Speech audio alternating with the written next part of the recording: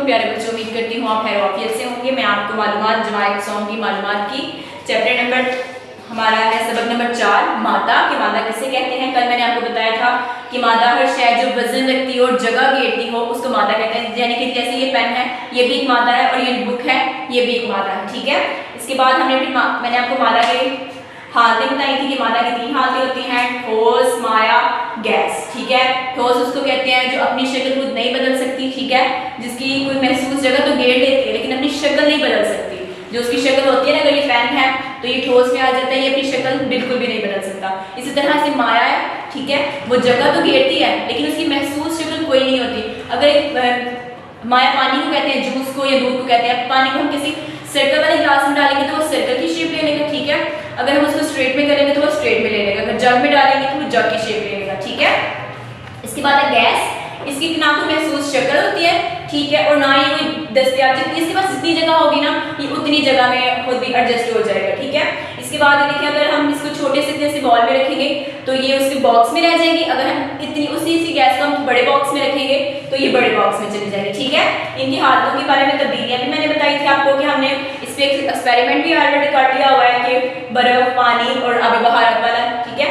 इसको करने के बाद आज जब जैसे आपको पता है कि हमारा जो चैप्टर खत्म हो जाता है, हमारा जो ये पूरा चैप्टर था खत्म हो गया, हम इसके बाद अब इसकी इमला की तरफ आएंगे। इमला में सबसे पहले हमने अपनी नोटबुक ऐसे रेडी कर ली है। रेडी करने के बाद हमारा अनुमान क्या है, मादा, ठीक है। सरगर्मी हमारी क्या है, अभी हम सवाल जवाब की तरफ नहीं आएंगे, अभी हम सिर्फ इसमें से वो अल्फाज लेंगे जो हमें पढ़ने में और लिखने में मुश्किल लगती है, हम उनकी थोड़ी सी प्रैक्टिस करेंगे। तो हम इसको क्या लिखेंगे, इमला, यानी कि इमला के अल्फाज, ठीक है। इमला के अल्फाज होंगे ऐसे अल्फाज जो हमें पढ़ते हुए थोड़ी सी मुश्किल होगी तो हम उसको यहाँ पे लिख लेंगे, ठीक है। पहले वाला आएगा, पहले हम ऐसे अल्फाज ढूंढते हैं इसमें से जो हमें पढ़ते हुए मुश्किल लगे, ठीक है। जैसे आप लोग अभी आपको पढ़ते हुए जिस भी अल्फाज में मुश्किल लगे हम वो लिख लेंगे, ठीक है। महसूस,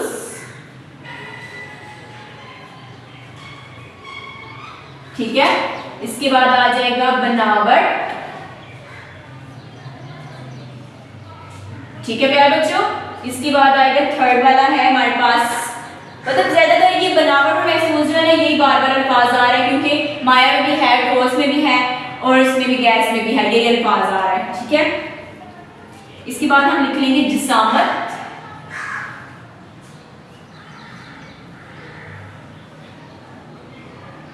जिसामत। जिसामत के बाद हम लिखेंगे दस्तयाब,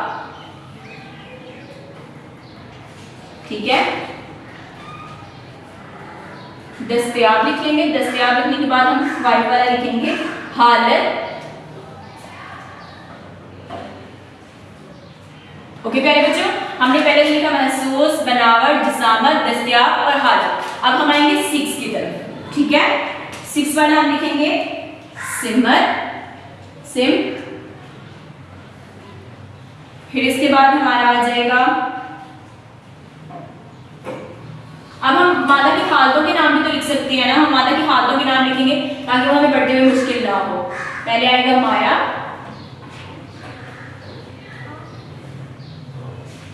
गैस,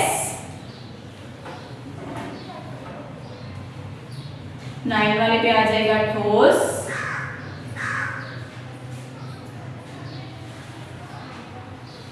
और 10 वाले पे आ जाएगा आबी बहारत।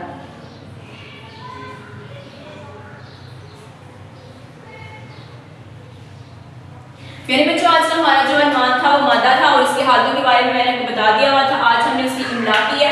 इमला में हमारा जो हमने सबसे पहले अपना बोर्ड रेडी किया है, ठीक है। इसी तरह से आपने अपनी कॉपी रेडी करनी है। कॉपी रेडी करके हमें लिखना है मार्च, जुमाए का काम और दिन लिखना है, ठीक है। इसके बाद हमने लिखा है अनुमान क्या है हमारा और सरगर्मी क्या है। मेरे बच्चों एक बात हमेशा याद रखिएगा, जब भी आप अपनी कॉपी रेडी करें तो ये 2 चीजें हैं जो लाजमी लिखनी होती है। ये 2 चीजें प्रेजेंटेशन होती है, ये बताती हैं कि आप नीचे क्या काम करने लगे और कौन सा काम करने लगे, ठीक है।